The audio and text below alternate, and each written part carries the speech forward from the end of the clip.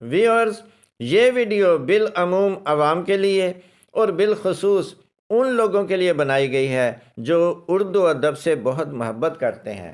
اس video میں اردو کے 34 مشہور الفاظ کے اصل معانی اور ان کے تلفظات کی وضاحت کی گئی ہے۔ ان میں سے چند الفاظ دیکھیں۔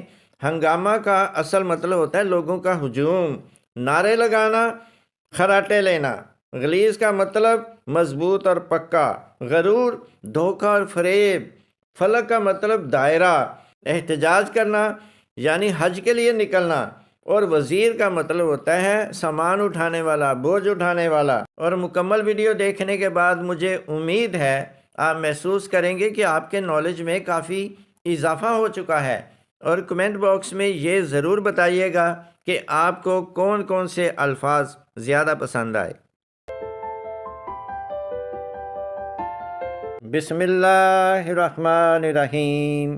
السلام علیکم ویورز، میں ہوں پروفیسر لیاقت عظیم اور آپ دیکھ رہے ہیں میرا یوٹیوب چینل لفظوں کی کہانی۔ ویورز، آج کی اس ویڈیو میں ہم اردو زبان کے مزید 34 الفاظ کے اصل معنی، ان کے ماخذ، تلفظ اور ان کی وجہ تسمیہ پر بات کریں گے۔ اور آج کا لفظ نمبر 67 دیکھیں، ہنگامہ۔ یہ بہت معروف لفظ ہے اور اس کا عام معنی تو سبھی جانتے ہیں، لڑائی جھگڑا، دنگا فساد، خوب شور و غل۔ لیکن ہنگامہ کا اصل معنی یہ نہیں ہے۔ ویورز، کسی بھی لفظ کا اصل معنی وہ ہوتا ہے جو اسی لفظ کی اصل زبان کی ڈکشنری میں موجود ہوتا ہے، یہ یاد رکھیں۔ اب جیسے ایک لفظ ہے غصہ، یہ تو عربی زبان کا لفظ ہے۔ اب ہمارے ہاں یہ جو لفظ ہے غیظ و غضب، اینگر کے معنی میں مستعمل ہے، لیکن اگر ہم اس کو عربی ڈکشنری میں دیکھیں گے تو وہاں اس کا کچھ اور مطلب لکھا ہوگا جو اس کا اصل مطلب ہے۔ تو وہاں لکھا ہوگا غصہ وہ نوالا جو حلق میں پھنس جاتا ہے، جو گلے میں پھنس جاتا ہے، نہ اگلا جا سکتا ہے نہ نگلا جا سکتا ہے۔ اور قرآن کریم میں بھی غصہ کا لفظ انہی معنوں میں استعمال ہوا ہے۔ اسی طرح یہ جو لفظ ہنگامہ ہے یہ فارسی زبان کا لفظ ہے۔ اگر ہم ڈکشنری کھولتے ہیں فارسی زبان کی تو وہاں لکھا ہوگا ہنگامہ کے آگے کہ لوگوں کا بہت بڑا اجتماع، بہت بڑا ہجوم، ایک بہت بڑا مجمع۔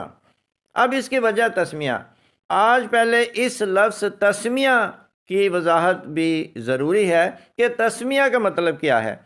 لفظ تسمیہ یہ دراصل اسم سے نکلا۔ اسم جیسے نام ہوتا ہے تو تسمیہ کا مطلب ہوتا ہے نام رکھنا۔ وجہ تسمیہ، اس نام رکھنے کی وجہ کیا ہے؟ اچھا جی، ہنگامہ کی وجہ تسمیہ یوں متصور کی جا سکتی ہے، کسی جگہ لوگوں کا بہت بڑا اجتماع ہوگا اور وہاں لڑائی جھگڑا ہو گیا ہوگا، تو ایک بندہ وہاں سے نکل کر گھر آ کر وہاں کے لڑائی جھگڑے کی بات بتاتا ہے۔ بہت بڑا ہنگامہ تھا، کسی نے اینٹیں اٹھا کے ماری، کسی نے چپلیں اٹھا کے ماری، کسی نے کرسیاں اٹھا لیں، بہت بڑا ہنگامہ تھا۔ اب تیسرا وہاں پر جو موجود تھا اس نے ہنگامہ کا مطلب یہ لے لیا کہ لڑائی جھگڑا، فساد وغیرہ، حالانکہ وہ یہ کہنا چاہ رہا تھا کہ وہاں بہت بڑا ہنگامہ تھا، لوگوں کا بہت زیادہ ہجوم تھا۔ اور یہ لفظ جب برِ صغیر میں آیا تو انہی معنوں میں مستعمل ہو گیا، اور اس قدر مستعمل ہوا کہ غلط العوام سے نکل کر غلط العام ہو گیا۔ بہت سے شعراء کرام نے بھی اس لفظ کو اپنی شاعری میں استعمال کیا ہے۔ اکبر الہ آبادی کی بہت مشہور غزل ہے جس کا مطلع ہے ہنگامہ ہے کیوں برپا، تھوڑی سی جو پیلی ہے، ڈاکہ تو نہیں مارا، چوری تو نہیں کی ہے۔ اب اس میں بھی ایک بہت دلچسپ بات ہے۔ یہ غزل غلام علی صاحب نے گائی اور انہوں نے اس غزل کو اس طرح گا دیا، اس کا جو مطلع ہے اس کا مصرع ثانی اس طرح گا دیا، ڈاکہ تو نہیں ڈالا، چوری تو نہیں کی ہے۔ اور پھر یہ چلتے چلتے زبان زد عام ہو گیا یہی مصرع ثانی کہ ڈاکہ تو نہیں ڈالا، چوری تو نہیں کی ہے۔ حالانکہ جہاں تک اساتذہ کہتے ہیں، میں سمجھتا ہوں کہ جو اشعار ہوتے ہیں ان میں تبدیلی نہیں کی جا سکتی ہے۔ جیسے اقبال کا بہت مشہور شعر ہے، ہزاروں سال نرگس اپنی بے نوری پہ روتی ہے، تو اس کو ہم کر لیں جی لاکھوں سال تو لاکھوں کا تو ویسے بھی وزن سیٹ نہیں ہوتا، یہاں کروڑوں کیا جا سکتا ہے، کروڑوں سال نرگس، تو چینج نہیں آپ کر سکتے۔ تو حیرت کی بات یہ ہے کہ جب غلام علی صاحب نے یہ غزل گائی، ٹی وی پہ بھی گائی، تو کوئی وہاں پر مطلب کہ ایسا استاد محترم موجود نہیں تھا جو بتاتا کہ بھائی یہ لفظ ڈالا نہیں بلکہ مارا ہے۔ اب اس میں ایک تحقیقی بات بھی بہت قابل غور ہے، ہمیں یہ کیسے پتہ چلے گا کہ یہ شعر درست ہے؟ تو اس کا ایک بہترین جو حل ہے وہ یہ ہے کہ انٹرنیٹ پہ گوگل وغیرہ کرنے سے بھی جو شعر سامنے آتا ہے وہ درست نہیں ہوتا۔ درست شعر وہی ہوتا ہے، اس کے لیے ہمیں لائبریری جانا پڑے گا، وہ جو اصل دیوان ہے اکبر الہ آبادی کا، یا ہم انٹرنیٹ سے بھی دیوان نکال سکتے ہیں، سرچ کر کے PDF نکالیں تو سرچ کر کے ہمیں پتہ چل سکتا ہے، وہاں دیوان نکالیں، اس کا پیج آ جائے گا 1 2 3 4 5، تو اس میں جو لکھا ہوگا وہ درست ہوگا، کیونکہ انہوں نے وہ کاپی کیا ہوتا ہے دیوان۔ تو اب جو اکبر الہ آبادی کا دیوان ہے، کلیات اکبر الہ آبادی، کلیات کا مطلب بھی ذرا واضح کرتا جاؤں، مثلا ایک شاعر ہے، اس کی 3 4 کتابیں ہیں، تو جب ان چاروں کتابوں کو ایک جلد میں اکٹھا کر دیا جائے سارے اشعار کو تو وہ کلیات کہلاتا ہے۔ اب یہ کلیات اکبر الہ آبادی جو انٹرنیٹ پر موجود ہے، اس میں 1522 صفحات ہیں، اور اتفاق سے پہلے ہی شروع میں ہی تیسرے صفحے پر یہ غزل موجود ہے، جس کا جو مطلع ہے وہ اس طرح ہے: ہنگامہ ہے کیوں برپا تھوڑی سی جو پیلی ہے، ڈاکہ تو نہیں مارا چوری تو نہیں کی ہے۔ تو یہ درست ہے، ڈاکہ تو نہیں مارا۔ اور ویورز، آپ کی اطلاع کے لیے یہاں بتاتے چلیں کہ عوام جو ہے وہ سہولت پسند ہے، وہ چاہتی ہے کہ کوئی بھی بات ہو اس کو آسان لفظوں میں بیان کر دیا جائے، خواہ وہ کوئی شعر ہی کیوں نہ ہو۔ ایسے اشعار کی تعداد 5 10 20 نہیں ہے بلکہ سینکڑوں میں ہے۔ جیسے ایک بہت مشہور شعر ہے میر تقی میر کا: سرہانے میر کے آہستہ بولو، سرہانے میر کے آہستہ بولو، ابھی ٹک روتے روتے سو گیا ہے۔ اب یہاں پر تو مشہور یہی ہے، لیکن جو دیوان ہے کلیات میر، اس کے اندر یہ شعر اس طرح ہے: سرہانے میر کے کوئی نہ بولو، ابھی ٹک روتے روتے سو گیا ہے۔ اور اسی طرح حکیم مومن خواہ مومن کا ایک ضرب المثل زبان زد عام شعر ہے: اس غیرت ناہید کی ہر تان ہے دیپک، شعلہ سا لپک جائے ہے آواز تو دیکھو۔ اب یہ جو مصرع ثانی ہے، یہ لپک جائے ہے نہیں ہے، یہاں پہ جو دیوان میں موجود ہے وہ ہے شعلہ سا چمک جائے ہے آواز تو دیکھو۔ اور ایک انتہائی دلچسپ لفظ دیکھیں، لفظ نمبر 68 نعرے لگانا۔ نعرے لگانا کا عام معنی تو ہے اپنے مطالبات منوانے کے لیے زور زور سے شور مچانا، لیکن نعرہ عربی زبان کا لفظ ہے اور اس کا مطلب ہے نیند میں خراٹے لینا۔ اب دیکھیں، نعرے لگانا اور خراٹے لینا، ان دونوں میں آپس میں کس قدر مماثلت پائی جاتی ہے۔ تو ہوا یوں ہوگا کہ کوئی عربی بندہ اپنے گھر میں سویا ہوا نیند میں زور زور سے خراٹے لے رہا ہوگا، یعنی وہ اتنی زور زور سے خراٹے لے رہا ہوگا کہ محلے والے اکٹھے ہو گئے، انہوں نے آ کر پوچھا کہ کیا ہوا، تو گھر والوں نے بتایا کچھ نہیں وہ تو نعرے لگا رہے ہیں۔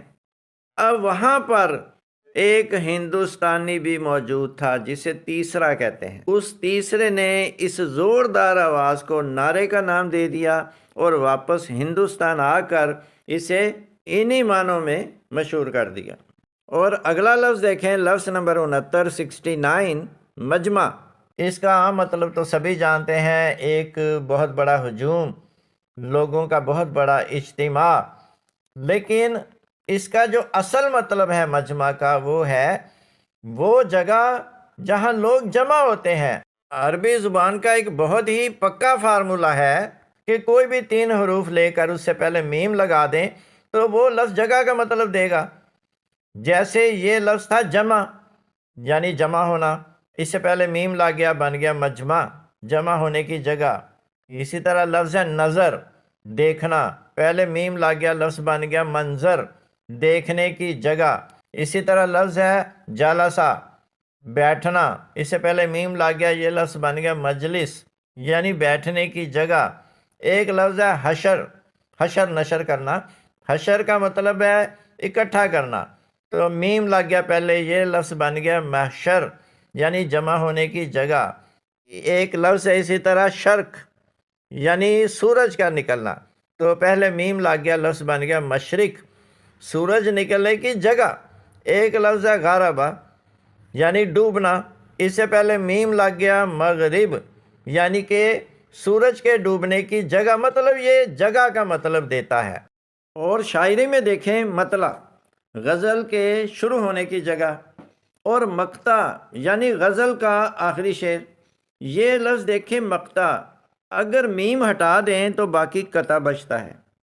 قطع کا مطلب ہے کاٹنا یعنی قطع کرنا، پس مقطع یعنی یہاں پہنچ کر غزل منقطع ہو جاتی ہے، اس لیے اسے مقطع کہا جاتا ہے، یعنی قطع ہونے کی جگہ۔ اور ظفر اقبال کا ایک ضرب المثل مقطع دیکھیے، جھوٹ بولا ہے تو قائم بھی رہو اس پر ظفر، آدمی کو صاحب کردار ہونا چاہیے۔ اور یہاں پر ایک اضافی بات ان لوگوں کے لیے جو شاعری کا ذوق شوق رکھتے ہیں، ان کے لیے انفارمیشن یہ ہے کہ کوئی بھی شعر ہو وہ ایک بحر میں ہوتا ہے، ایک وزن میں ہوتا ہے۔ اس علم کو علم عروض کہا جاتا ہے، اور پہلے زمانے میں جتنے بھی شاعر تھے وہ سب علم عروض جانتے تھے، بحروں کے اوزان جانتے تھے، جو بھی وہ غزل لے کر آتے تھے مشاعرے میں وہ اسے اسی وزن پر پڑھتے تھے۔ بس یوں کہہ لیجئے کہ یہ ان کا ایک بہت بڑا کمال تھا۔ اب اس شعر کا وزن ہے فاعلاتن فاعلاتن فاعلاتن فاعلن، آگے یہ رکن جو ہے یہ محذوف ہے، یہ بحر رمل میں ہے، اب اسے اسی وزن میں رکھ کر پڑھا جائے گا۔ دیکھیں غور کریں، جھوٹ بولا فاعلاتن ہے تو قائم، فاعلاتن بھی رہو اس، فاعلاتن پر ظفر فاعلن۔ لیکن آپ غور کریں، اگر اسے کوئی عام بندہ پڑھے تو وہ اسے اس طرح پڑھے گا، جھوٹ بولا ہے تو قائم بھی رہو اس پر ظفر، غلط ہو گیا۔ جھوٹ بولا یہ تو پہلا رکن ہے آگے جو ہے وہ اگلے رکن کا فا ادھر بیچ میں آ گیا، فاعلاتن فا، جھوٹ بولا ہے تو یہ غلط ہو گیا، اس لیے اس علم کا جاننا بھی بہت ضروری ہے۔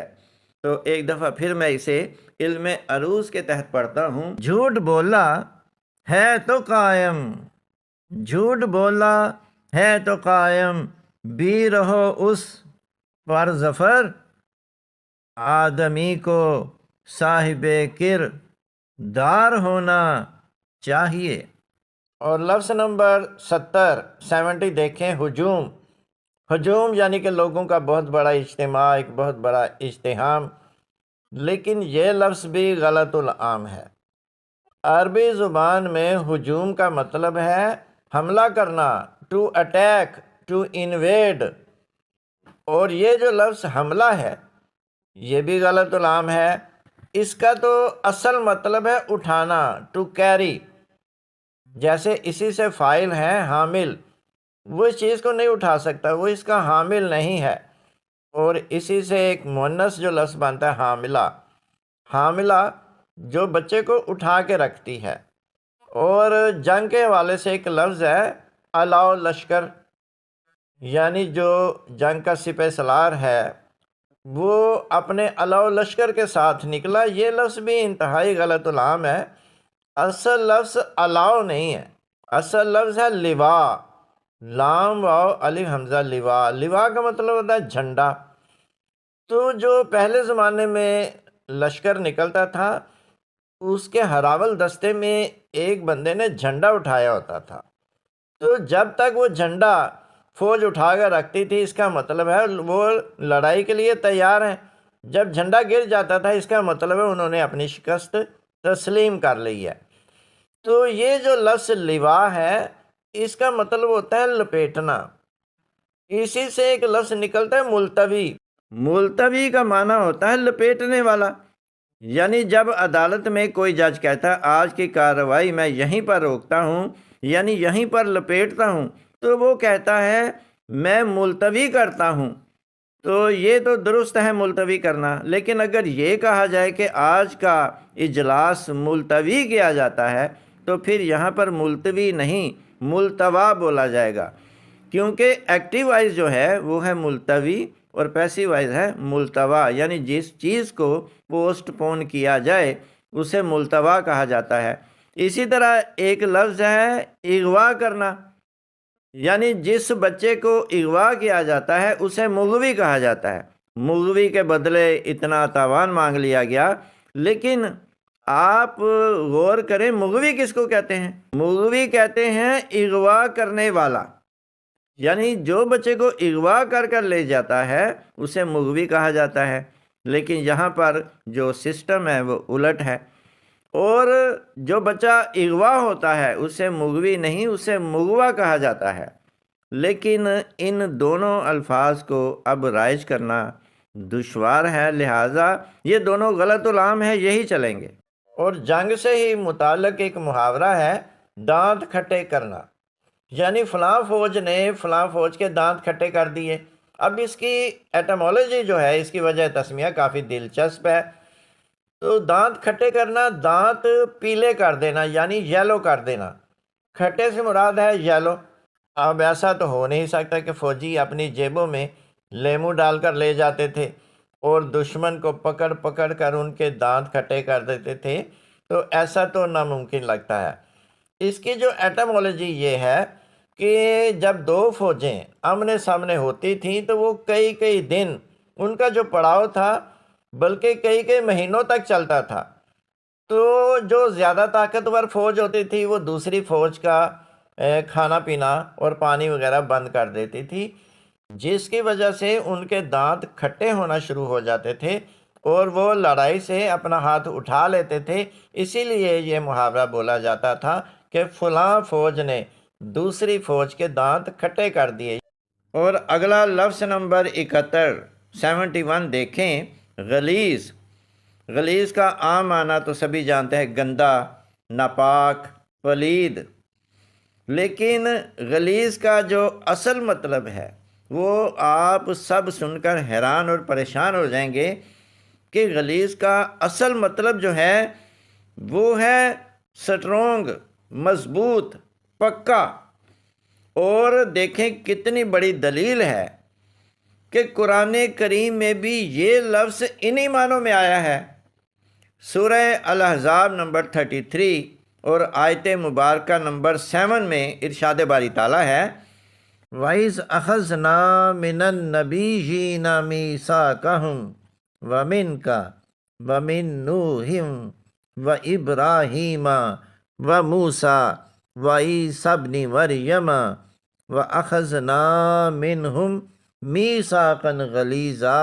اور ترجمہ دیکھیں، اور جب ہم نے تمام نبیوں سے ان کا عہد لیا تھا، اور تم سے اور نوح سے اور ابراہیم سے اور موسیٰ سے اور عیسیٰ ابن مریم سے، اور ہم نے ان سے پکا عہد لیا تھا۔ اب اس آیت مبارکہ کی روشنی میں یہ بات بالکل واضح ہو جاتی ہے کہ غلیظ کا مطلب ہرگز ہرگز گندا یا ناپاک نہیں ہے، بلکہ اس کا مطلب ہے سٹرونگ اور مضبوط۔ اور اب ایک دفعہ پھر غور کریں، وَأَخَذْنَا، اور ہم نے لیا، مِنْهُمْ، ان سے، میثاقاً یعنی عہد، غلیظہ، مضبوط۔ تو اس آیت مبارکہ سے یہ بالکل واضح ہو جاتا ہے کہ غلیظ کا مطلب جو ہے وہ مضبوط اور سٹرونگ ہے، اور اس میں کبھی دو رائے ہو ہی نہیں سکتی، کیونکہ یہ لفظ قرآن کریم میں انہی معنوں میں استعمال ہوا ہے۔ لیکن سوچنے والی بات یہ ہے کہ یہ لفظ جب برصغیر میں پہنچا تو یہ گندا اور ناپاک کے معنوں میں کس طرح مستعمل ہو گیا؟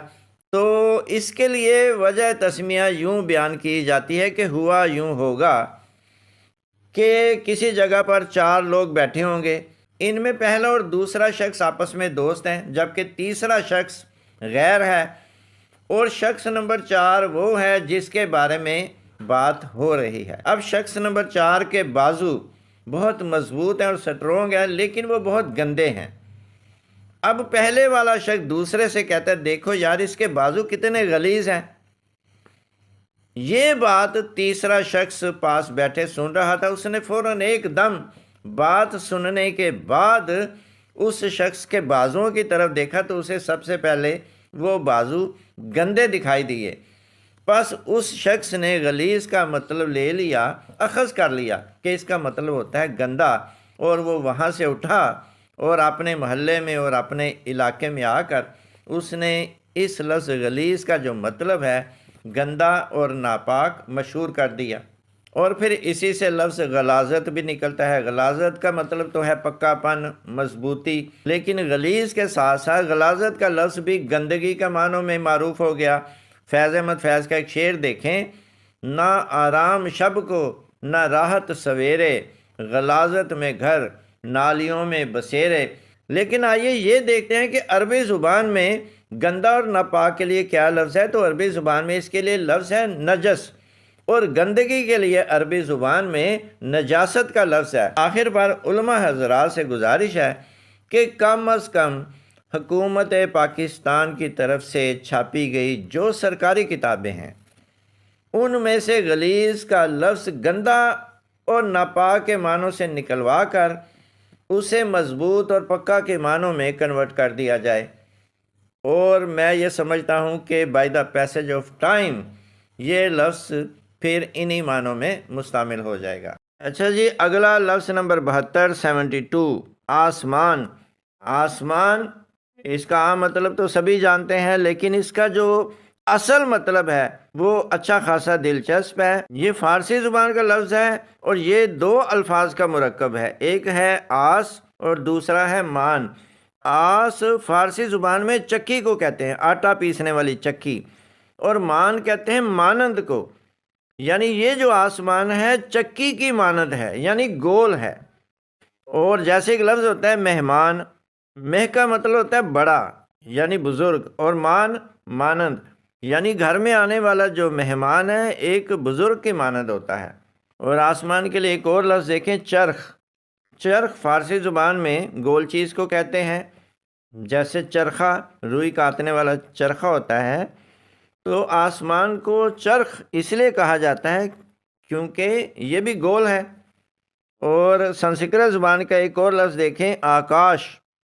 آکاش فرنگ آسفیہ کے مطابق یہ بھی دو الفاظ کا مرکب ہے۔ آ کا مطلب ہے چاروں اطراف اور کاش کا مطلب ہے دکھائی دینا، کیونکہ یہ جو آسمان ہے چاروں طرف دکھائی دیتا ہے اس لیے اسے آکاش کہا جاتا ہے۔ اور ایک اور انٹرسٹنگ لفظ دیکھیں، فلک۔ فلک عام معنی تو اس کا یہی ہے، آسمان کے لیے بولا جاتا ہے، لیکن فلک کا یہ قرآنی لفظ ہے، اور فلک کا جو اصلی معنی ہے وہ ہے دائرہ، سرکل۔ اور سورہ یاسین کی آیت مبارکہ نمبر 40 میں ارشاد باری تعالیٰ ہے وَكُلٌّ فِي فَلَكٍ يَسْبَحُونَ۔ ترجمہ ہے اور ہر چیز اپنے اپنے دائرے میں تیر رہی ہے۔ Everything in this universe, from the biggest galaxy to the smallest unseen particle, is swimming in its own circle۔ مطلب یہاں اللہ سبحانہ وتعالیٰ نے کل یعنی ہر چیز کا لفظ استعمال کر کے یہ اعلان کر دیا ہے کہ اس کائنات کی بڑی سے بڑی چیز اور چھوٹی سے چھوٹی چیز اپنے اپنے دائرے میں تیر رہی ہے۔ اور سائنسدانوں نے بڑی سے بڑی دوربینوں اور مائکروسکوپس کی مدد سے دیکھ کر قرآن کریم کی اس حقیقت کو تسلیم کیا ہے۔ اور ویورز، ایک اور بات سن کر آپ ششدر رہ جائیں گے کہ جس آیت مبارکہ کے الفاظ میں اس حقیقت کو آشکار کیا گیا ہے، اس آیت مبارکہ کے حروف خود اپنے دائرے میں گھومتے ہوئے بھی دیکھے جا سکتے ہیں۔ اور یہ بات تو آپ اچھی طرح جانتے ہیں کہ ایک دائرے میں جو چیز جس مقام سے چلتی ہے پورا چکر لگا کر پھر اسی جگہ پر آ جاتی ہے۔ قرآن کریم کا یہ معجزہ اس آیت مبارکہ کی ان الفاظ میں دیکھا جا سکتا ہے۔ الفاظ ہیں کل فی فلک، یہ کل 7 حروف ہیں، کل 2، فی 2 اور فلک 3۔ اگر آپ ان حروف کو سیدھا پڑھیں تو یہ پڑھا جائے گا کل فی فلک۔ لیکن اگر آپ ان حروف کو الٹا پڑھیں، یعنی آخری حرف سے لے کر پہلے حرف تک آئیں، تو تب بھی یہی پڑھا جائے گا کل فی فلک۔ اور ویورز، یہ معجزہ، یہ اعجاز صرف قرآن کریم میں ہی دیکھا جا سکتا ہے کہ یہ الفاظ جو ترجمہ بیان کر رہے ہیں خود بھی وہی کر کے دکھا رہے ہیں۔ سبحان اللہ۔ اچھا جی، آئیے اگلا لفظ دیکھتے ہیں، لفظ نمبر 73 73، پیسہ۔ پیسہ، اس کا عام مطلب تو سبھی جانتے ہیں، بلکہ سبھی اس کو مانتے ہیں، لیکن آئیے دیکھتے ہیں اس کا جو اوریجنل میننگ ہے وہ کیا ہے۔ پیسہ سنسکرت زبان میں ایک دھات کو کہتے ہیں، یعنی جو تانبا ہوتا ہے، کاپر، اسے سنسکرت زبان میں پیسہ کہا جاتا ہے۔ تو جب شروع میں اس دھات سے سکہ بنایا گیا، یعنی تانبے سے سکہ بنایا گیا، تو اس کا نام بھی پیسہ ہی رکھ دیا گیا۔ اور سنسکرت زبان میں چاندی کو روپا کہا جاتا ہے، اور روپ کا لفظ بھی اسی سے ہے، روپ یعنی چاندی جیسا۔ اور جب اس چاندی سے سکہ بنایا گیا تو اس کا نام بھی روپا کی وجہ سے روپیہ رکھ دیا گیا۔ اور جو سونے کا سکہ ہوتا تھا اسے اشرفی کہا جاتا تھا۔ اس کی ایٹمولوجی یہ بیان کی جاتی ہے کہ ایران کا ایک اشرف نامی بادشاہ تھا جس نے سب سے پہلے یہ سکہ جاری کیا تھا، اسی وجہ سے یہ سکہ اسی کے نام سے منسوب ہو گیا۔ ایک اشرفی میں 16 روپے آتے تھے اور 1 روپیہ میں 64 پیسے آ جاتے تھے۔ اور اسی فیملی میں ایک اور لفظ دیکھیں، ٹکسال۔ ٹکسال یعنی جہاں سکے بنتے ہیں، یہ 2 لفظوں کا کمبینیشن ہے، ایک ہے ٹک، دوسرا سال۔ ٹک کا مطلب ٹکا یعنی سکے کو کہتے ہیں، اور سال کہتے ہیں گھر کو۔ اور ٹک سال، سکوں کا گھر، یعنی ایسا گھر جہاں سکے بنتے ہیں۔ اور اسی فیملی میں ایک لفظ دیکھیں، کوڑی۔ جیسے کہا جاتا ہے کہ میرے پاس تو پھوٹی کوڑی نہیں ہے، یہ کوڑی کیا ہے؟ دراصل یہ بھی خرید و فروخت کے کام آتی تھی، اور سب سے کم قیمت والی جو چیز ہوتی تھی وہ کوڑی ہوتی تھی۔ یہ جو سمندر میں صدف ہوتی ہے، سپی ہوتی ہے، یہ اسی کی ایک قسم ہے کوڑی، اور اس کی اتنی کم قیمت ہوتی تھی جیسے روپیہ، اٹھنی، چونی، دونی، آنا، ٹکا، پیسہ، دمڑی، پائی، پان، گنڈا اور پھر کوڑی، یعنی 1 روپے میں 5120 کوڑیاں آ جاتی تھیں۔ اور اس میں سے بھی جو کوڑی ہوتی تھی تھوڑی سی خراب ہو جاتی تھی تو اسے کہتے تھے پھوٹی کوڑی، یعنی جیسے کھوٹا سکہ ہوتا ہے، بھئی یہ نہیں چلے گی، اس کا مطلب اس کے دندانے ہوتے ہیں جیسے کوڑی کے، ایک آدھ دندانہ اس کا گر جاتا تھا تو دکاندار اس کوڑی کو نہیں لیتا تھا۔ اور کوڑی کا ایک بہت مشہور محاورہ ہے، دور کی کوڑی لانا۔ اب اصل میں یہ جو محاورہ ہے دور کی کوڑی لانا نہیں ہے، یہ ہے دور کی کٹوری لانا۔ جیسا کہ آپ جانتے ہیں کہ فٹ پاتھ پر اکثر لوگ نجومی یا عامل لوگ بیٹھے ہوتے تھے جو قسمت کا حال بتاتے تھے، تو انہوں نے مطلب ایک عامل ہوتا تھا جو اس نے کٹوریاں رکھی ہوتی تھی فٹ پاتھ پہ۔ کٹوری مطلب چھوٹی چھوٹی پیالیاں، اس کے اندر کاغذ کے چھوٹے چھوٹے پرزے رکھے ہوتے تھے جن کے اوپر قسمت کا حال لکھا ہوتا تھا۔ ان کے پاس ایک طوطا بھی ہوتا تھا، تو ایک بندہ آتا تھا اپنا ہاتھ دکھاتا تھا تو وہ طوطے سے کہتا تھا کہ وہ دور کی کٹوری لے کے آؤ، یعنی دور کی وہ پیالی لے کے آؤ۔ تو بس سننے والوں نے یہ سمجھا کہ یہ کہہ رہا ہے دور کی کوڑی لے کے آؤ۔ اور اسی طرح ایک اور لفظ دیکھیں، رقم، یعنی اس کے پاس اتنی رقم ہے، اتنی اماؤنٹ ہے۔ تو رقم کا جو اصل مطلب ہے وہ ہے عدد، یعنی 1 2 3 4 5، یہ 5 رقم ہے، یہ 10 رقم ہے۔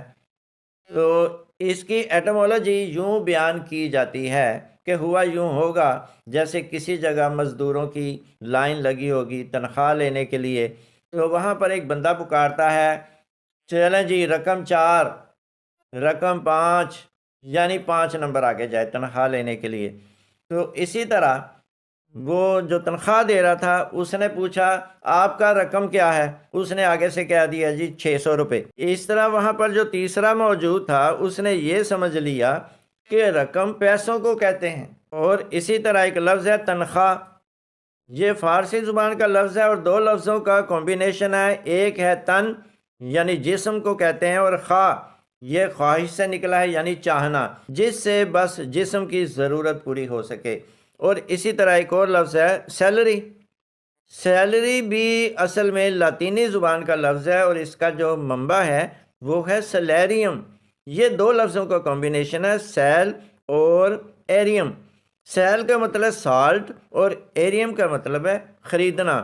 سیلیریم یعنی اتنا مل جائے کہ جس سے نمک خریدا جا سکے، تو by the passage of time یہ جو لفظ سیلیریم سے چینج ہو کر سیلری مشہور ہو گیا۔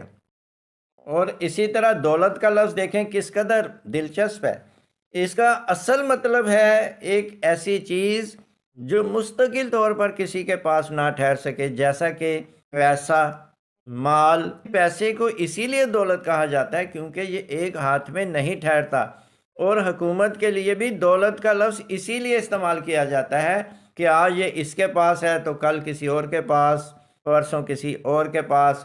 جیسے کتابوں میں ہم دیکھتے ہیں لکھا ہوا دولت عثمانیہ، دولت عباسیہ، اور عربی ڈکشنری المنجد میں آئیے دیکھتے ہیں وہاں اس کا کیا مطلب لکھا ہوا ہے۔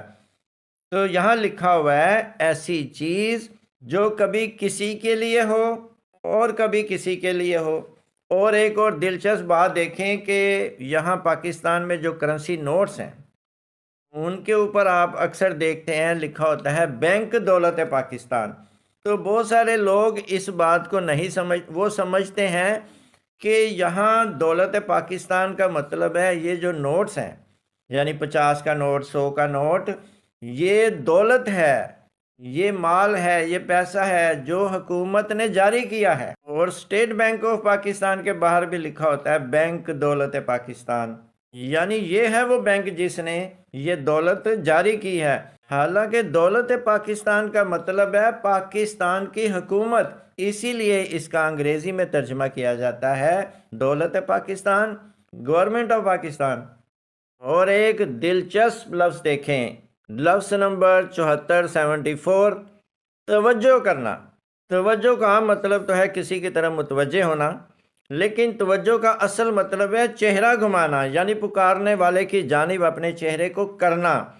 اس لفظ کی وضاحت اس طرح ہے کہ اگر آپ لفظ توجہ سے پہلا حرف تے ہٹا دیں تو باقی لفظ بچتا ہے وجہ۔ عربی زبان میں وجہ چہرے کو کہتے ہیں، اور اکثر لوگ کہتے ہیں اس کی وجہ کیا ہے، تو مطلب ہوتا ہے اس کا اصل چہرہ کیا ہے، اس کی اصل حقیقت کیا ہے۔ اور دیکھیں اس کی ایٹمولوجی خود ہی اندر سے جھانک رہی ہے۔ دراصل توجہ کا اصل معنی تو ہے چہرہ گھمانا۔ اب اگر کوئی شخص ادھر منہ کر کے اپنے خیالات میں گم کہیں بیٹھا ہوا ہے تو آپ اس کے قریب جا کر اسے کہتے ہیں جی ذرا میری طرف توجہ کیجئے، تو وہ شخص اپنا چہرہ آپ کی طرف گھما لے گا۔ مطلب نتیجہ یہ نکلا کہ یہ لفظ اسم بامسمہ ہے، یعنی جیسے ہی اس کا حال چال پوچھو تو یہ اپنا تعارف خود ہی کرا دیتا ہے۔ لفظ نمبر 75 غرور۔ غرور یعنی گھمنڈ، تکبر، انانیت۔ لیکن اس لفظ کا اصل مطلب سن کر آپ حیران اور پریشان ہو جائیں گے۔ غرور کا اصل مطلب ہے دھوکہ، فریب، اور قرآن کریم میں یہ لفظ انہی معنوں میں استعمال ہوا ہے۔ سورہ آل عمران آیت مبارکہ نمبر 185، ارشاد باری تعالیٰ ہے وَمَا الْحَيَاةُ الدُّنْيَا إِلَّا مَتَاعُ الْغُرُورِ۔ اور ترجمہ دیکھیں، یہ جو دنیاوی زندگی ہے محض دھوکے کا سامان ہے۔ متاع الغرور، غرور مطلب دھوکہ، متاع مطلب سامان، متاع الغرور دھوکے کا سامان ہے۔ اور پھر اسی سے لفظ بنتا ہے مغرور، جس کا عام مطلب تو ہے وہ بہت پراؤڈ ہے، بہت گھمنڈی ہے، لیکن اس کا جو اصل مطلب ہے وہ ہے دھوکہ کھایا ہوا انسان، وہ مغرور ہے، یعنی اس بیچارے کے ساتھ دھوکہ ہو چکا ہے۔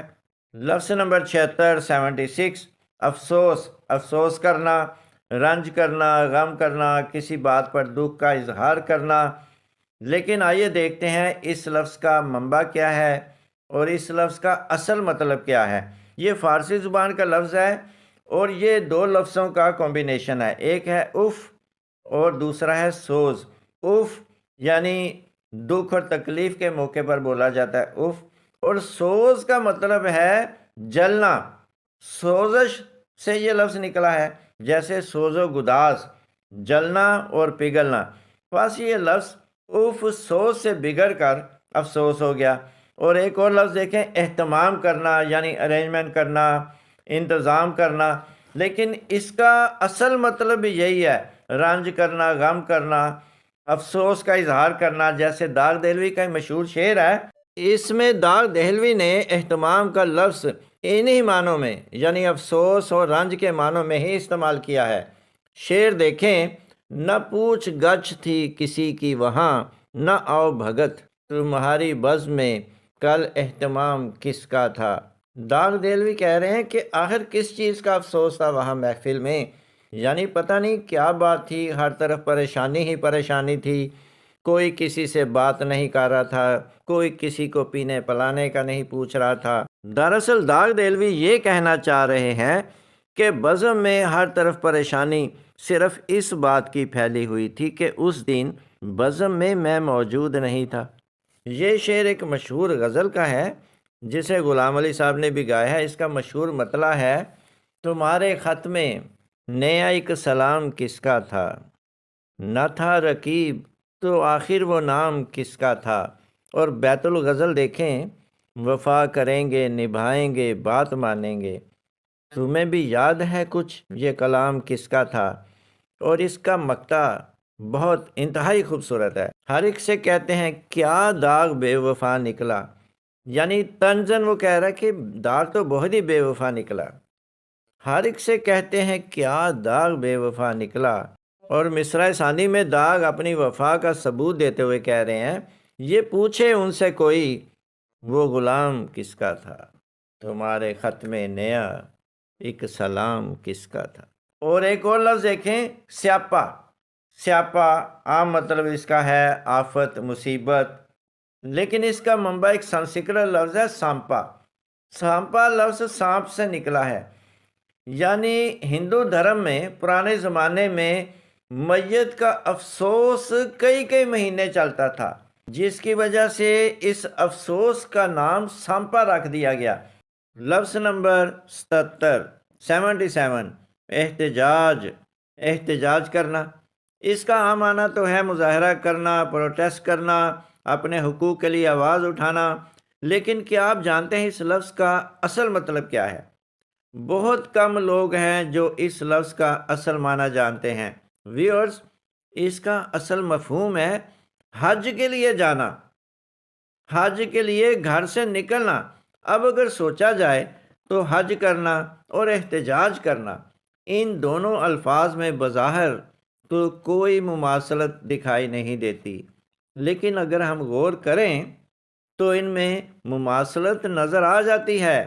لفظ احتجاج میں دیکھیں کل 6 حروف ہیں، ان میں پہلا حرف الف، تیسرا تے اور 5واں حرف الف، یہ تینوں زائد حروف کہلاتے ہیں، اور باقی 3 حروف بچتے ہیں ہے، جیم اور جیم۔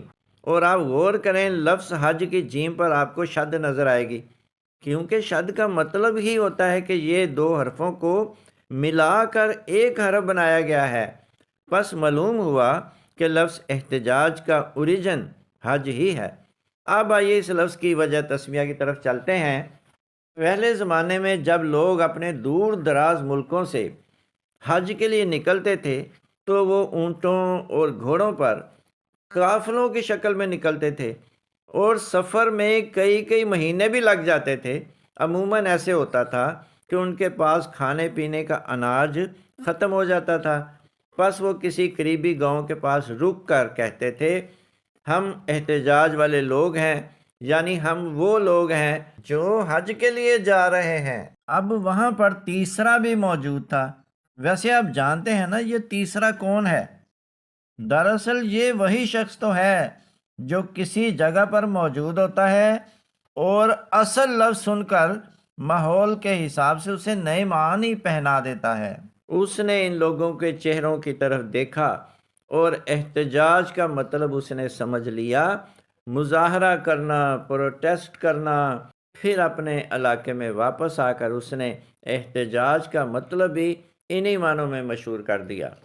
لفظ نمبر 78 پہلوان۔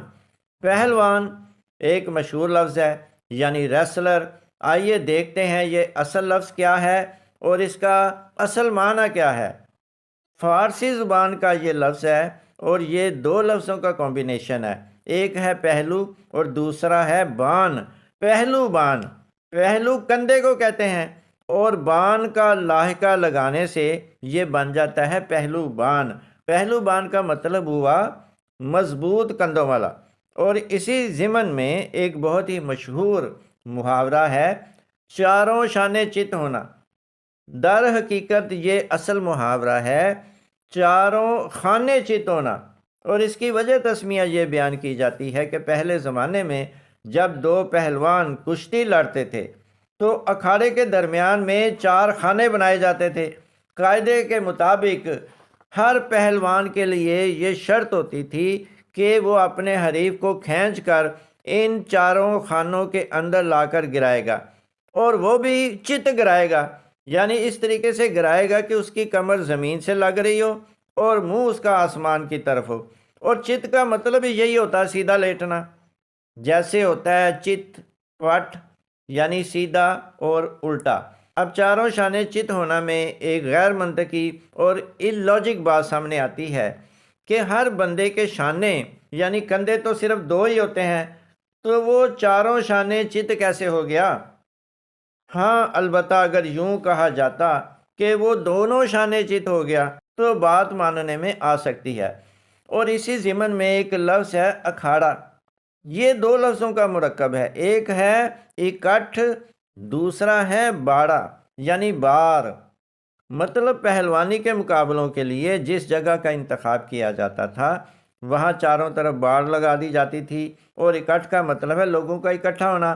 بس اکٹھ باڑ سے یہ لفظ بن گیا اکٹھ باڑا، اور پھر وقت کے ساتھ ساتھ اکٹھ بارہ سے یہ لفظ اکھاڑا ہو گیا۔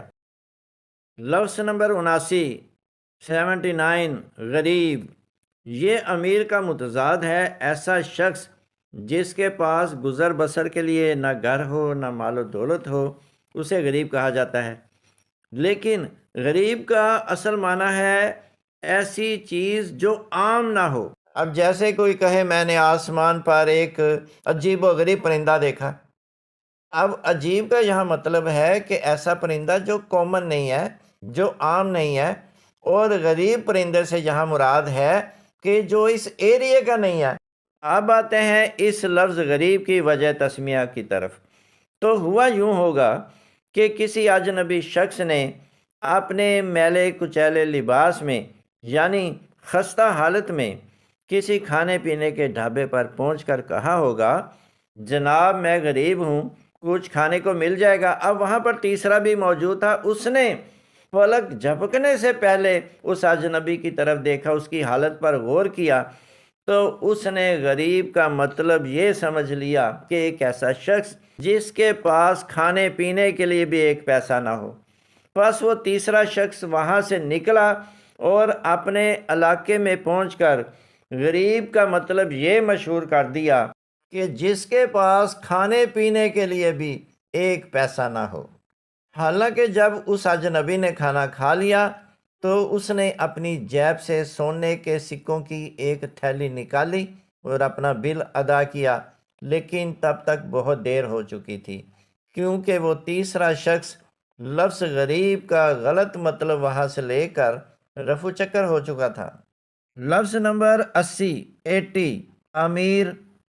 امیر کا مطلب تو سبھی جانتے ہیں، بہت پیسے والا، مالدار، دولت مند، لیکن امیر کا اصل مطلب ہے حکم دینے والا۔ یہ لفظ امر سے نکلا ہے، جیسے کہا جاتا ہے امر بالمعروف والنہی عن المنکر، نیکی کا حکم دینا اور برائی سے روکنا۔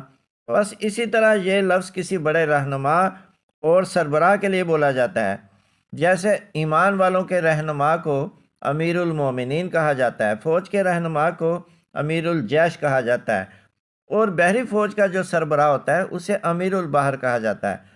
اور آپ سن کر حیران ہوں گے کہ انگریزی زبان کا یہ جو لفظ ایڈمرل ہے، اس کا منبع بھی عربی لفظ امیر البحر ہی ہے۔ اور لفظ نمبر دیکھیں 81، 81، اٹکیلیاں کرنا۔ اٹکیلیاں کرنا، ہنسی مذاق کرنا، دل لگی کرنا، کسی کے ساتھ چھیڑ چھاڑ کرنا۔ لیکن اٹکیلیاں کا اصل مطلب ہے 8 کھیلیاں۔ اصل میں جو بڑا کھیل ہوتا ہے اسے کھیل کہتے ہیں، لیکن جو چھوٹا سا کھیل ہوتا ہے اسے کھیلی کہا جاتا ہے، اور کھیلی کی جمع ہوتی ہے کھیلیاں۔ 8 کھیلیاں سے مراد ایسے چھوٹے چھوٹے 8 کھیل جو گھروں میں کھیلے جاتے ہیں، جن کو بچے کھیلتے ہیں۔ اور لفظ نمبر 82، 82، ہاکی۔ ہاکی فرانسیسی زبان کا لفظ ہے، اور فرانسیسی زبان میں ہاکی اس سٹک کو کہتے ہیں جو چرواہے کے ہاتھ میں ہوتی ہے، جس سے وہ بکریاں چراتا ہے۔ اور آپ نے اکثر دیکھا ہوگا کہ چرواہے کی جو سٹک ہوتی ہے وہ آگے سے مڑی ہوتی ہے، تو یہ مڑی اس لیے ہوتی ہے کہ جیسے ہی کوئی بکری اپنے ریوڑ سے ادھر ادھر ہوتی ہے تو چرواہا اس کی گردن میں یہ سٹک ڈال کر اسے قابو کر لیتا ہے۔ اور یہ جو لفظ انگریزی میں جو لفظ ہے چرواہے کے لیے وہ ہے شیپرڈ۔ انگریزی زبان میں بہت سارے ایسے الفاظ ہیں جو پی ایچ سے شروع ہوتے ہیں اور فی کی آواز دیتے ہیں، جیسے فون یا فلاسفی، لیکن یہ جو لفظ ہے شیپرڈ یہ فی کی آواز نہیں دیتا، کیونکہ یہ آلریڈی ایبریویٹڈ ہے، شارٹ ہے شیپ ہرڈز مین کا، یعنی بکریوں کے ریور کو چرانے والا۔ اور اسی طرح لفظ نمبر 83، 83 دیکھیں، کرکٹ۔ یہ فرینچ ورڈ ہے، اور فرانسیسی زبان میں سٹک یعنی چھڑی کو ہی کہتے ہیں۔ ویسے لفظ کی نوعیت سے لگتا ہے کہ پہلے زمانے میں کرکٹ میں بیٹ کی جگہ سٹک ہی استعمال ہوتی تھی۔ اور اسی طرح لفظ نمبر 84، 84 دیکھیں، وکٹ۔ وکٹ کا مطلب ہوتا ہے چھوٹا دروازہ، یعنی آپ نے دیکھا ہوگا کسی بڑے گھر کے مین گیٹ کے ساتھ ایک چھوٹا سا دروازہ بھی ہوتا ہے، انگریزی زبان میں اسے وکٹ کہتے ہیں۔ اور لفظ نمبر 85، 85، ہیٹرک۔ ہیٹرک بہت انٹرسٹنگ ورڈ ہے، اب تو کرکٹ کے علاوہ دیگر گیمز میں بھی استعمال ہونے لگا ہے۔ کرکٹ میں ہیٹرک سبھی جانتے ہیں کہ جب کوئی بولر 3 مسلسل ڈیلیوریز پر 3 پلیئرز کو آؤٹ کرتا ہے تو اسے ہیٹرک کہا جاتا ہے۔ لیکن سوچنے والی بات یہ ہے کہ ہیٹ ٹرک یعنی ہیٹ جو سر پر پہنتے ہیں اس کا کرتب اس کرکٹ میں کیسے آ گیا؟ آپ نے اکثر دیکھا ہوگا کہ کسی پارک میں یا کسی روڈ پر ایک آدمی 3 ہیٹ لے کر مسلسل انہیں ہوا میں اچھالتا ہے اور باری باری ان کو سر پہ رکھتا جاتا ہے، اس ٹرک کو ہیٹرک کہا جاتا ہے۔ تو اسی طرح جب کسی بولر نے مسلسل 3 کھلاڑیوں کو آؤٹ کیا ہوگا تو کسی کمنٹیٹر نے یہ کہا ہوگا کہ یہ ٹرک بھی کسی ہیٹ ٹرک سے کم نہیں ہے، تب سے یہ اصطلاح کرکٹ کی گیم کا مستقل حصہ بن گئی۔ اور دیکھیں لفظ نمبر 86، 86، برفی۔ برفی مٹھائی کی قسم ہے، لیکن سوچنے والی بات یہ ہے کہ اسے برفی کیوں کہا جاتا ہے، تو اس کا جواب بہت سمپل ہے، کیونکہ پہاڑوں کے اوپر جو برف ہوتی ہے وہ انتہائی سفید کلر کی ہوتی ہے، اسی سفیدی کی مماثلت کی وجہ سے اسے برفی کہا جاتا ہے۔ اور لفظ نمبر 87، 87، پتیسا۔ پتیسا ظاہر ہے یہ بھی ایک مٹھائی کی قسم ہے، لیکن آپ ذرا سا غور کریں کہ اسے پتیسا کیوں کہتے ہیں۔ دراصل یہ ہے پتی سا، یعنی پھول کی پتی جس طرح نازک ہوتی ہے یہ مٹھائی بھی بہت خستہ ہوتی ہے، تو اس کی وجہ سے اسے کہا جاتا ہے پتی سا، یعنی پتی جیسا، پھول کی پتی جیسا۔ اور لفظ نمبر 88، 88، جلیبی۔ اس لفظ جلیبی کا منبع جلیب ہے۔ جلیب عربی زبان میں اس زر خرید غلام کو کہا جاتا ہے جس کو دکاندار ذرا جلدی بیچنا چاہتا ہے، بس اسی وجہ سے ایسے غلام کو شہر کے بازاروں میں کھینچ کھینچ کر گھمایا جاتا ہے، اور اسی مماثلت کی وجہ سے جب اس مٹھائی کو گھما گھما کر بنایا جاتا تھا تو کسی نے اس کا نام بھی جلیب رکھ دیا۔ جلیب سے یہ لفظ جلیبی ہوا اور بعد ازاں جلیبی مشہور ہو گیا۔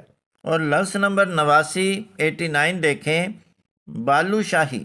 بالو سنسکرت زبان میں ریت کو کہتے ہیں، پس اس کے خستہ ہونے کی وجہ سے اسے بالو شاہی کہا جاتا ہے، اور چونکہ یہ مٹھائی زیادہ تر نواب خاندانوں اور شاہی خاندانوں میں بنائی جاتی تھی، اس لیے اس کا نام بالو شاہی پڑ گیا۔ اور لفظ نمبر 90 فرنی۔ فرنی یہ اصل لفظ فرنی ہے، یعنی فے کے اوپر پیش ہے۔ فرنی اس روٹی کو کہتے ہیں جسے تنور میں پکایا جاتا ہے۔ اس کی وجہ تسمیہ یوں بیان کی جاتی ہے کہ ہوا یوں ہوگا کہ کسی محفل میں، کسی فنکشن پر کسی مہمان نے کہا ہوگا کہ ویٹر سے کہ میرے لیے ایک فرنی لاؤ۔ اتفاق سے دوسرے ویٹر نے وہاں فرنی رکھ دی ہوگی، اور وہاں پر تیسرا بھی موجود تھا۔ اس نے دیکھا کہ اس بندے نے فرنی منگوائی تھی اور فرنی آ گئی، یعنی دودھ سے بنی ہوئی فرنی آ گئی، پس اس نے دودھ سے بنی ہوئی فرنی کو ہی فرنی سمجھ لیا۔ بعد میں یہ لفظ آہستہ آہستہ فرنی سے فرنی مشہور ہو گیا۔ اور لفظ نمبر 91 سوئیاں۔ یہ اصل لفظ سوئیاں نہیں ہے بلکہ سوئیاں ہے۔ آپ دیکھیں، غور کریں، جب یہ بن رہی ہوتی ہیں تو ایسے نہیں لگتا لمبی لمبی سی سوئیاں نکل رہی ہیں، تو اصل تو یہ سوئیاں ہی تھا، بس اسے پڑھنے والے نے غلط پڑھا، اس نے اسے سوئیاں پڑھ دیا، اور پھر یہی لفظ زبان زد عام ہو گیا۔ اور لفظ نمبر 92 مزدور۔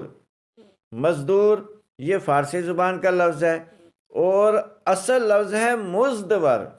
مزد فارسی زبان میں اجرت یعنی معاوضے کو کہتے ہیں، اور ور لاحقہ ہے جیسے طاقتور، نامور، بس اسی طرح یہ لفظ ہے مزدور یعنی اجرت حاصل کرنے والا، لیکن by the passage of time یہ مزدور سے مزدور مشہور ہو گیا۔ البتہ یہ دیکھتے ہیں کہ اس کی وجہ تسمیہ کیا ہے۔ یہ دراصل قاری کی غلطی ہے، یعنی اس میں پڑھنے والے کی غلطی صاف صاف دکھائی دے رہی ہے۔ لکھا تو مزدور ہوا تھا لیکن اس نے اسے مزدور پڑھ لیا۔ جیسے ایک مشہور لفظ ہے شرجیل۔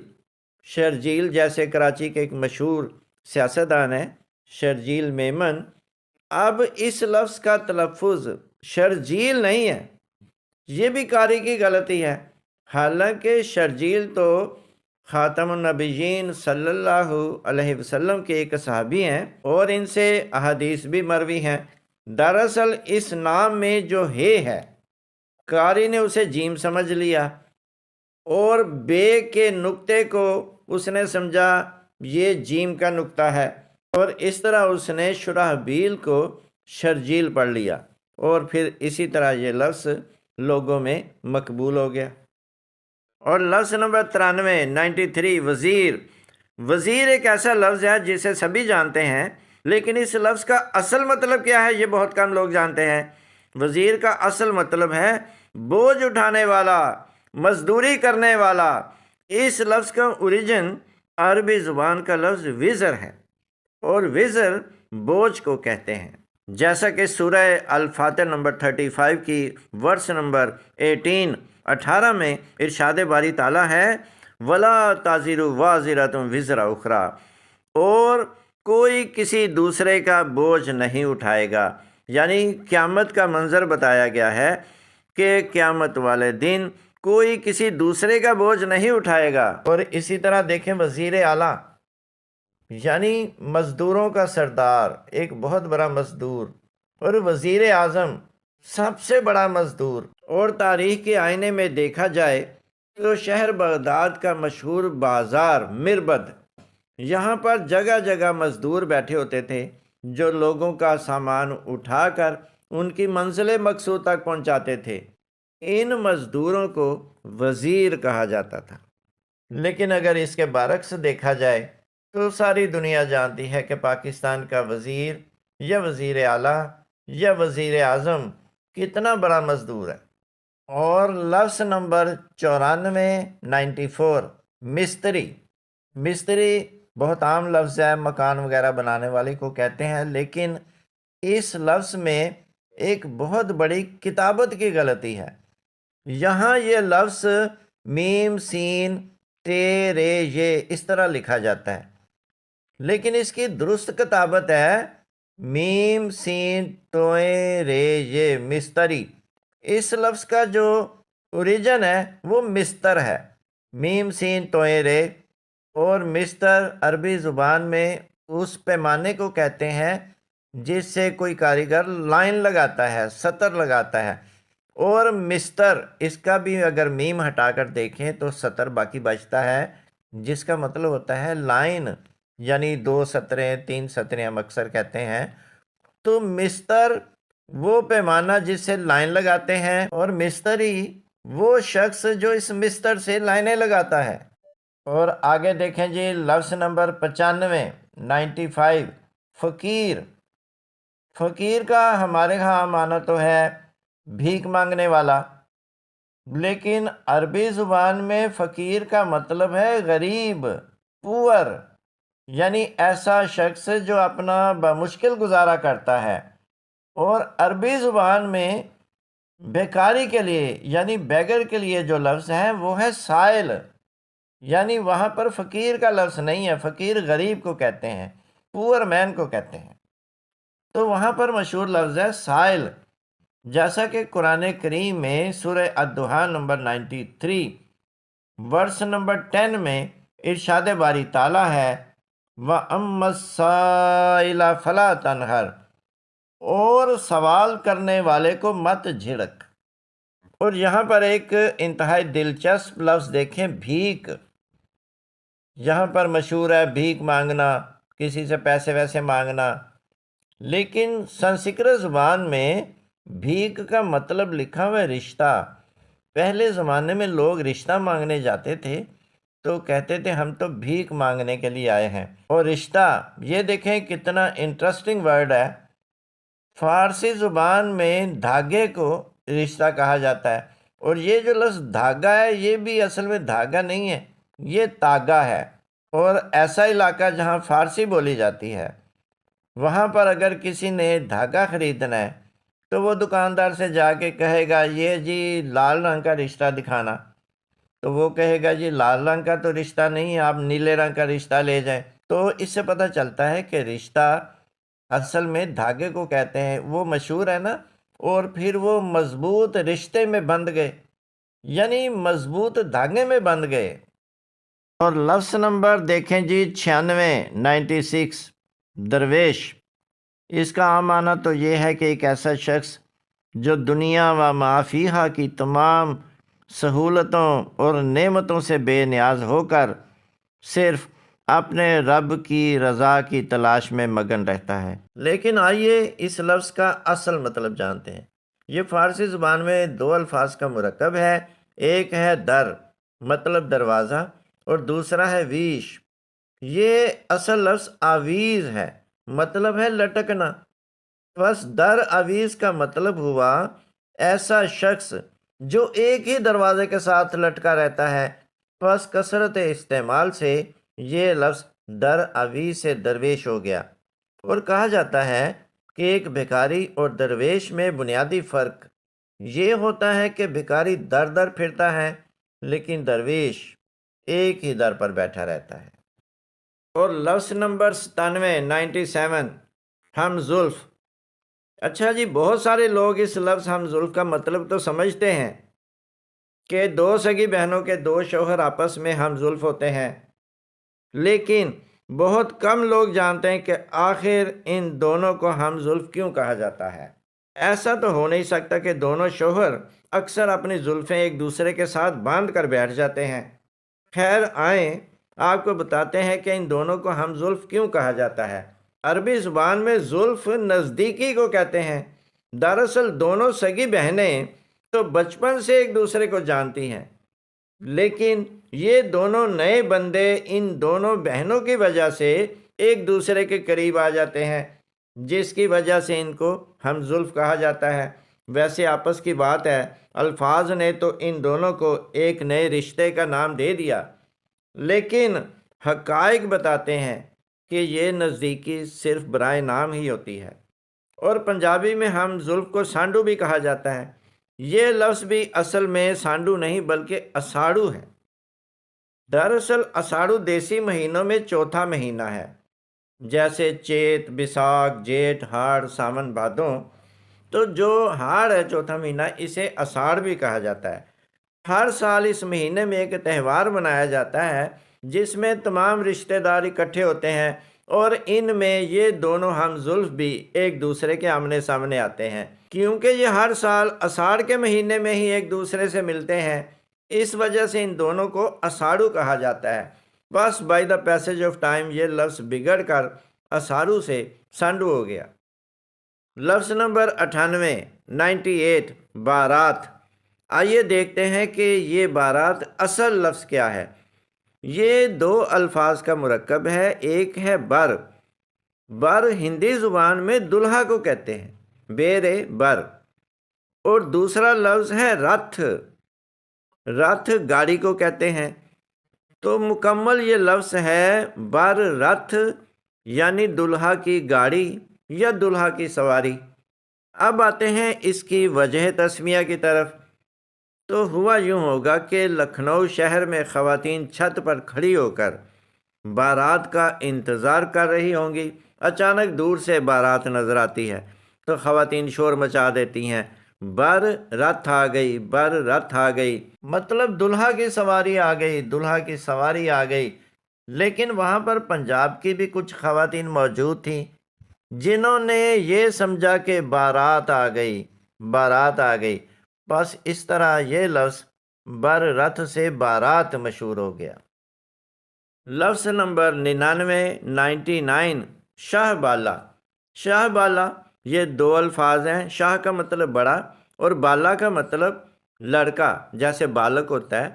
تو اس کی وجہ تسمیہ یہ ہے کہ پہلے زمانے میں جتنا بڑا دلہا ہوتا تھا، جتنا اس کا قد ہوتا تھا، اس کے برابر کا لڑکا ڈھونڈا جاتا تھا جو دلہا کے ساتھ پیچھے گھوڑے پر بیٹھتا تھا۔ لیکن جب بارات وہاں پہنچتی تھی تو پتہ ہی نہیں چلتا تھا کہ دلہا کون ہے۔ تب سے یہ رسم ختم کر کے چھوٹے سے بچے کو پیچھے بٹھایا جانے لگا، لیکن نام اس کا وہی رہا، شاہ بالا۔ اور لفظ دیکھیں جی، لفظ نمبر 100 ولیمہ۔